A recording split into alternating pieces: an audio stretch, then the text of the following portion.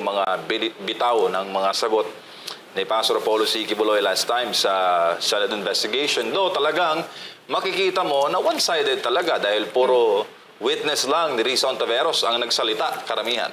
Ang yung tinatawag na legislative investigation, hindi naman doon ang korte para i-prove that you are innocent or you are guilty. The purpose of the legislative investigation is kukuha ng information para gagamitin yon na facts in making laws. That's why ang tawag doon, that Congress or the Senate can conduct investigation in aid of legislation. Iba yun. In aid of legislation, ibig sabihin doon, mag-imbestiga ang Senado para kukuha ng mga facts na magagamit niya para paggawa ng batas. Kasi the main role of the Senate is to make laws. Hindi doon ang venue para i-show mo or ipakita mo sa taong bayan o ipakita mo doon sa proceeding na yan that you are guilty or you are innocent. Hindi yan authority ng Congress. The authority of the Congress is to make law. And one of the necessary power of Congress, of course, is to conduct investigation in aid of legislation. Kasi kung congressman ka, senador ka, hindi mo alam ang facts, hindi mo alam ang story or basihan ng batas na yan, anong basis mo to make law? That's why you have the right to conduct investigation in aid of legislation. That's why I'm very happy sa mga sagot ni Pastor Quiboloy. Of course, makita naman natin doon na may hindi talaga patas doon. But of course, kahit na, nakita po natin that Pastor Quiboloy is very prepared sa mga sagot niya. Very prepared sa mga tanong ni Rizon Taveros. And of course, sa tingin ko naman, si Rizon Taveros, hindi naman parang bumait nung panahon na yun. So nakita ko na hindi naman siya masyadong nagbabalita or aggressive sa panahon na yun. So, okay naman. Very positive yung ginawa, yung mga sagot po ni Pastor Quiboloy at sa lahat po ng mga kasamahan po niya doon sa investigation. Yeah. That's why MJ, yung topic natin ngayon is actually related doon. But we will just discuss ano yung opinion natin doon. We will just discuss the law. Ano ba ang batas? Ano ba ang sinasabi ng ating Korte Suprema? Ano ba yung sinasabi ng jurisprudence natin in relation sa topic natin ngayon, MJ? Yun. So speaking of the Senate inquiry, since nakita natin at napanood yung inquiry kay Pastor Quiboloy last time, hindi naman lahat ng sagot, hindi naman lahat ng tanong ay kailangan sagutin, di ba? Kasi may legal principle tayo na tinatawag na right to remain silent. Nandito yan sa Article 3, Section 12 ng ating Constitution. Yes, Constitution. Yeah. Yes, so any person under investigation for the commission of an offense shall be informed of his right to remain silent. Kuya Mark, ano ba ang rights ng isang tao? At bakit may ganitong tinatawag na right to remain silent? Palagi natin narinig yan, MJ, di ba? Right, I invoke my right against self-incrimination, right to remain silent. Ano ba itong right to remain silent? Right to remain silent is, in layman's term or under the constitutional principle, ito yung tinatawag na right against self-incrimination. Ang ibig sabihin, nakalagay po sa ating saligang batas, no person, hindi accused, no person shall be compelled to be a witness against himself.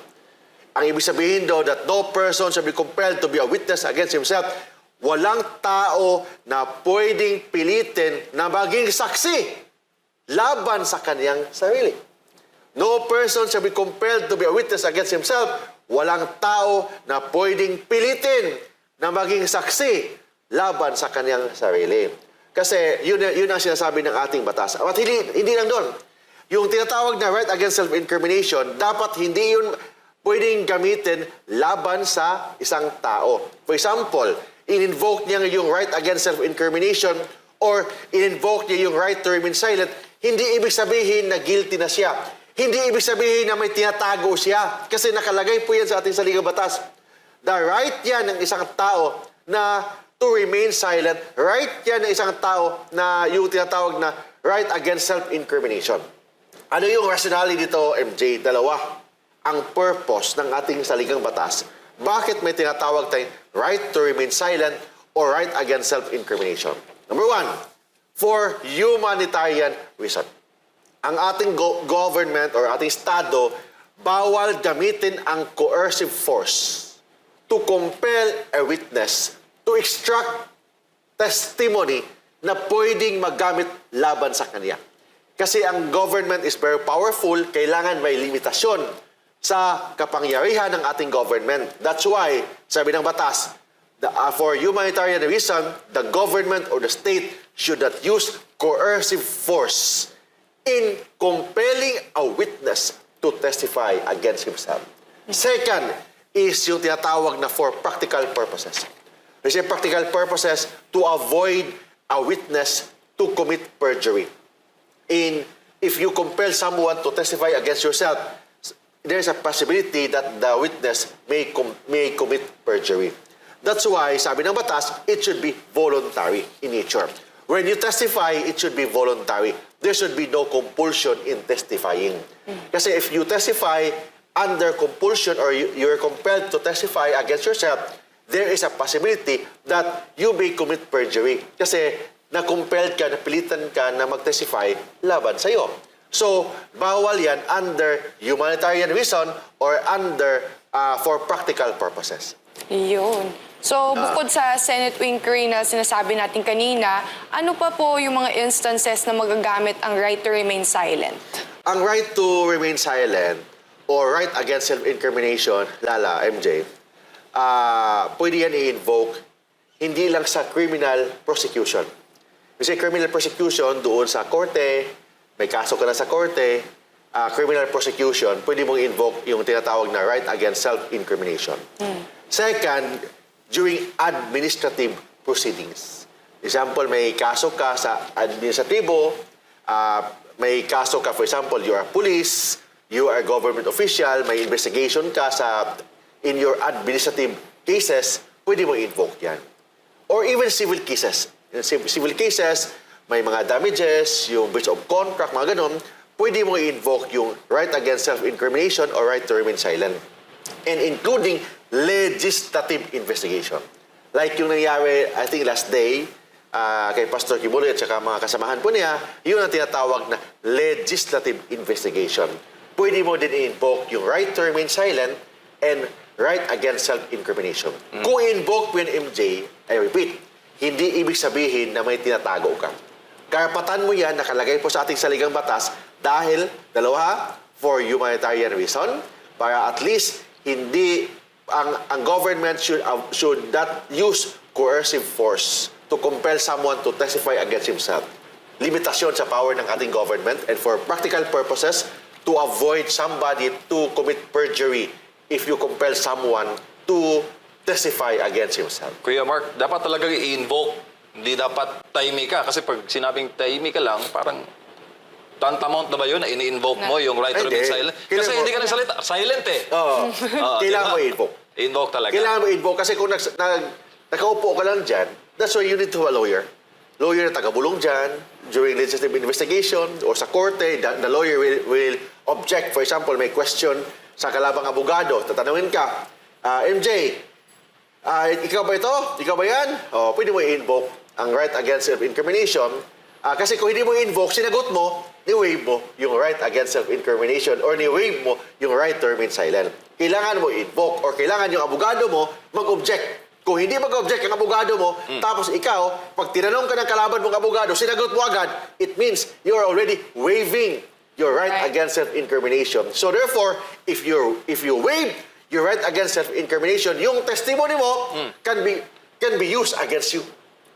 Yung testimony mo, for example, nagsalita ka, may tinanong yung kalabang abogado laban sa'yo, tapos ikaw naman, sinagot mo agad, it means yung sinasabi mo can be used as an evidence against you.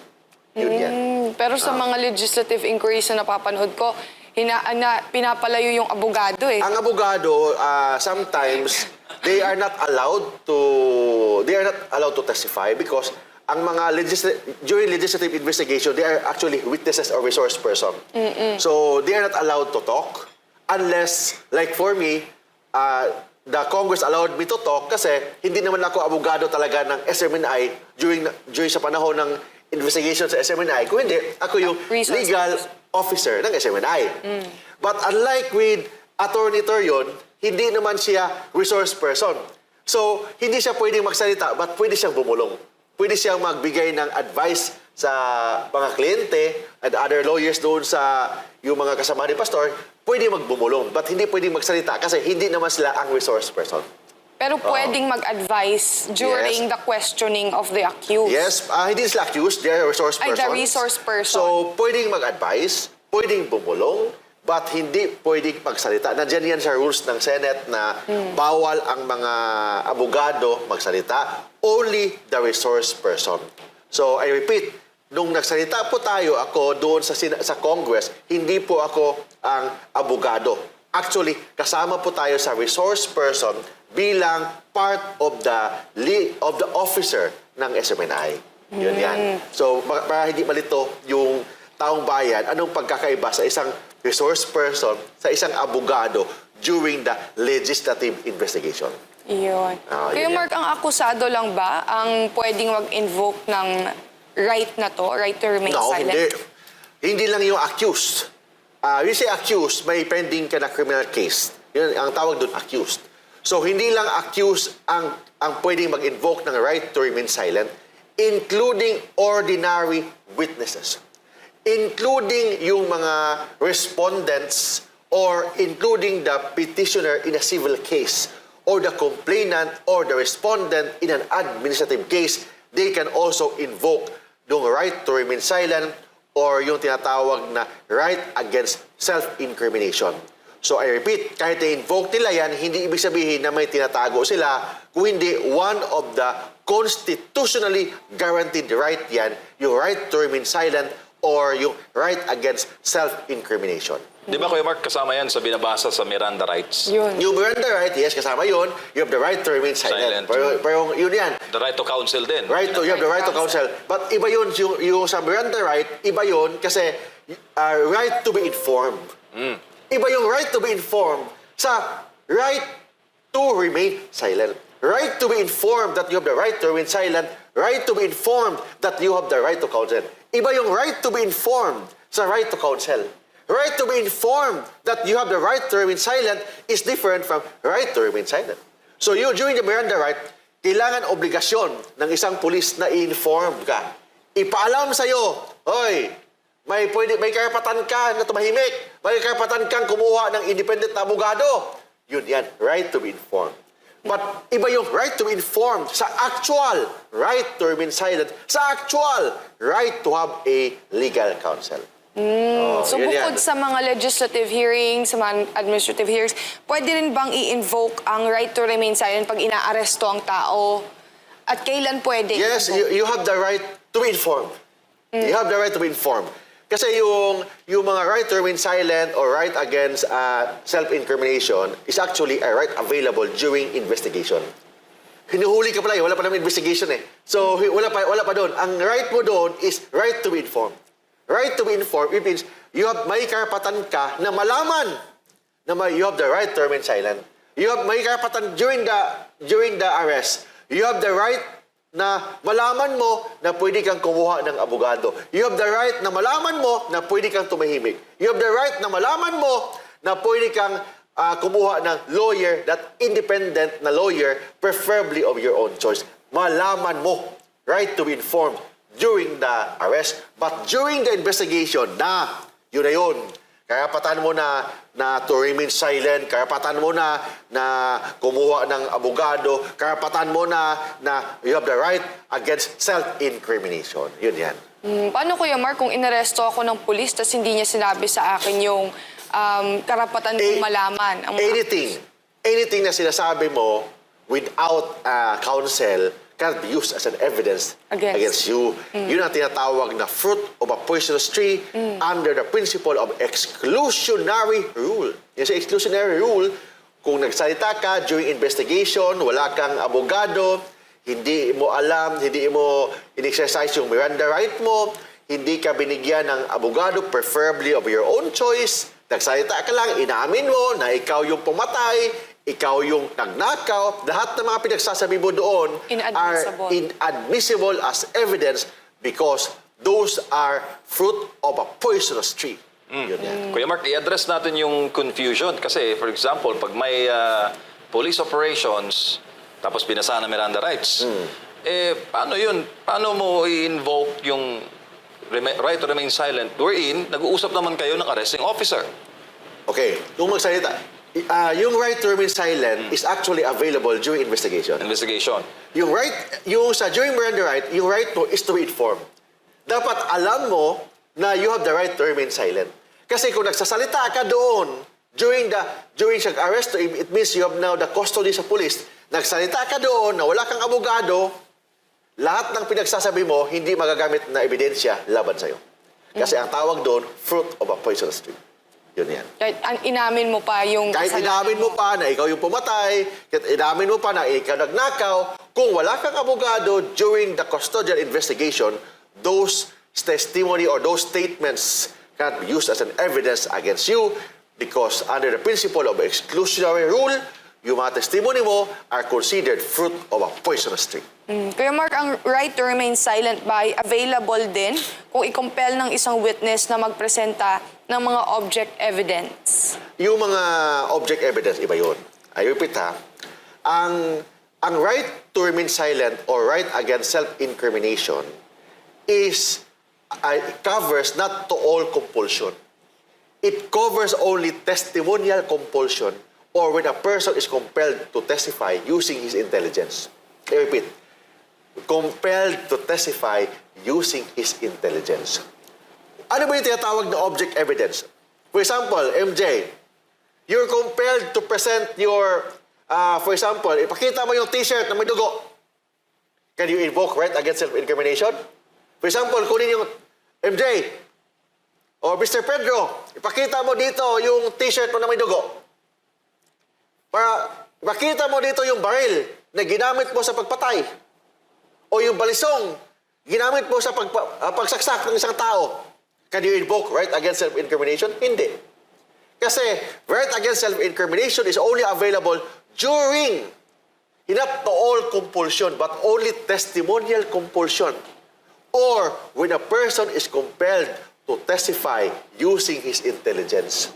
Utak ang ginagamit. For example, compelled mo na ibigay yung t-shirt na may dugo. Compelled ka na ibigay yung balisong na ginamit sa pagpatay. Can you invoke right against self-incrimination? Hindi. Kasi object evidence yun. Wala namang utak na ginamit. Wala ka namang intelihente mo. Hindi mo namang ginagamit yung intellect mo sa pagbigay ng balisong, pagbigay ng t-shirt na may dugo. So it means those object evidence are admissible in evidence and there is no violation against right against self-incrimination. I-repeat po natin ito, MJ, kasi very clear ito. Kailan pwedeng invoke yan? Ang right against self-incrimination. Kasi this is related to sa kaso yung kaso ni Pastor Kibuloy at sa mga kasama niya. Ang tanong, kailan pwedeng invoke ang right against self-incrimination? Depende. Pag ordinary witness, right against self-incrimination can be invoked when an incriminating question is asked. Kung tanungin ka, MJ, ikaw ba ang nagsaksak? Ang sugot mo, right against self-incrimination. Hindi mo sasabihin, hindi po. Hindi. I invoke my right against self-incrimination. Kung if you are in the civil case, Mr. Witness, ikaw ba ang nagnakaw nung panahon na yun? I invoke my right against self-incrimination. If you are a witness in a civil case or you are the respondent in a civil case, you can only invoke right against self-incrimination kung tinanong ka ng isang incriminating question.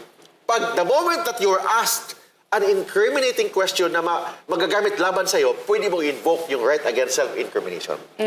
Iba sa criminal case. Ang criminal case, hindi mo na kailangan na marinig yung tanong. From the moment that you are called to testify, you can invoke right against self-incrimination. Pag may criminal case na, that's why nagtaka ako sa kasama ni Pastor at si Pastor, bakit pinatawag doon sa Senado? Kasi if you have a criminal case, from the moment that you are called to testify, from the moment that you are called, pinatawag ka pa lang na mag-testify, wala pang tanong. From the moment that you are called to testify, if you are an accused in a criminal case, you can invoke right against self-incrimination from the moment that you are called to testify. Unlike in a civil case, administrative case, only when an incriminating question is asked. Repeat ha? Only kung may tanong na pwedeng maggamit na ebidensya laban sa'yo, doon ka palang pwede mag-invoke ng right against self-incrimination. But if you are accused in a criminal case, from the moment that you are called to testify, you can already invoke right against self-incrimination. Hindi mo pa narinig ang tanong. Pagtawag mo na sa'yo, wala pang tanong, tinatawag ka pa lang na mag-testify. Pwede mo na i-invoke yung right against self-incrimination. Why? Because under the principle, dalawang principle ng right against self-incrimination, dalawa yun, di ba? Humanitarian reason, the government is not allowed to use coercive force to compel a witness to testify. Second, to avoid a witness to commit perjury if you compelled him to testify against himself. So, in a criminal case, from the moment that you are called to testify, wala palang tanong. Tinatawag ka palang MJ, in-invite ka palang MJ, pwede mo nang invoke yung right against self-incrimination. That is a constitutionally guaranteed right. Unlike in a civil case or in an administrative case, only when an incriminating question is asked. Repeat ha, only when an incriminating question is asked. With respect to Pastor Kibuloy and yung 5 niyang mga kasamahan o 4 ba yun, they are accused of a case. From the moment that they are called to testify, dapat hindi na sila pwedeng pumunta. But I don't know, I think nag-file lang MR sila, I cannot discuss with the mayors of the case. But for me, my opinion is that from the moment that they are called to testify, they can already invoke right against self-incrimination. So, hindi naman sila sa mga ordinary witness. Ng ordinary witness, they can only invoke it only when an incriminating question is asked. When we speak incriminating questions, Kuya Mark, what if a witness or an accused is compelled to submit a DNA sample or kunyari yung hair sample niya, hindi ba yun violation ng... Hair follicle, ano yung drug hair- test? O, ganun. Mga hair follicle yung... Hair follicle drug test. Yes. So DNA, kumbaga, basically DNA ng isang tao to or ng witness or ng akusado, isn't that a violation of the rights against self-incrimination? Can you invoke right against self-incrimination kung i-compelled ka na, o i-present mo yung mag-hair follicle drug test ka, o yung dugo mo, ipa-check natin kung ikaw ba talaga yun, o ano, ikaw ba talaga ang tatay ni yung bata na to, o gano'n, example, or drug addict ka ba talaga, hair follicle ka muna, kung drug addict ka ba talaga. So, is there violation of right against self-incrimination? Hindi. Right against self-incrimination covers not to all compulsion. It covers only testimonial compulsion or communication compulsion. Kung mag-testify ka, magsalita ka lang, yun ang covers. Or yung tinatawag na when a witness is compelled to testify using his intelligence. Pero kunan lang yung part of your body, dugo mo, kunin ang dugo mo, kunin yung mga stem cells o cells mo, kunin yung buhok mo, to i-check natin kung drug addict ka ba? Is it violation of your right against self-incrimination? Hindi. Those are considered object evidence. Pag object evidence, it is only a mechanical act. There is no intellectual act. Kunin ang buhok, kunin ang dugo, ano pang kunin dyan, mga cells mo dyan, ano pang kunin dyan. Walang utak na ginagamit. Kung hindi, it's an object evidence, it's only a mechanical act. Pagkuha ng buhok, pagkuha ng dugo, walang intellectual compulsion. Pag walang intellectual compulsion, there is no violation of your right against self-incrimination. There is no violation of your right to remain silent. Kasi ang right to remain silent or right against self-incrimination covers only testimonial compulsion. Kaya magsalita ka, testimonial compulsion or when a person is compelled to testify using his intelligence. Using his intelligence. Pagkuha ng buhok mo, may utak bang ginagamit? Intelihente? Wala. Pagkunin yung dugo mo, is there intelligence na ginagamit? Wala. That is an object evidence. Same also, kung i-compelled ka na i-present mo yung balisong, i-present mo yung baril mo na sa pagpatay ng isang tao. So, hindi yan violation ng right against self-incrimination. I repeat, hindi lahat ng compulsion violation ng right against self-incrimination. Only testimonial compulsion or compelling someone to testify